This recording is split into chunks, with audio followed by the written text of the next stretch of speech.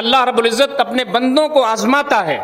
آزمائش کی اس گھڑی میں جبکہ مختلف قسم کی آزمائشیں ہمارے پاس ہیں، ہمارا پہلا کام یہ ہونا چاہیے کہ ہماری توجہ، ہماری انابت، ہمارا تعلق ہمارے اس رب سے گہرا ہونا چاہیے جس کے رحم و کرم پر ہم زندہ ہیں، جس نے ہمیں ماں کے پیٹ میں پالا، جس نے ہماری پیدائش بہتر انداز سے کی، جس نے وسائل فراہم کیے تو ہم بڑے ہوئے.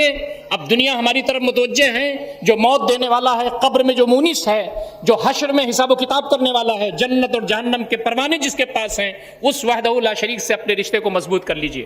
اقیموا الصلاۃ، نماز قائم کیجئے.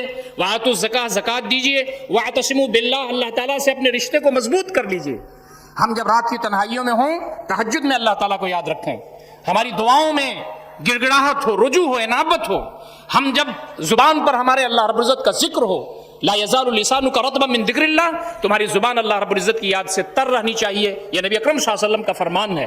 مومن کو تقویت اور قوت کہاں سے ملتی ہے؟ اللہ تعالیٰ کی یاد سے ملتی ہے، اللہ کے ذکر سے ملتی ہے، اللہ رب العزت کی طرف رجوع کرنے سے ملتی ہے، اللہ تعالیٰ کی طرف عنابت کرنے سے ملتی ہے. وہ ہمارا پاور ہاؤس ہے.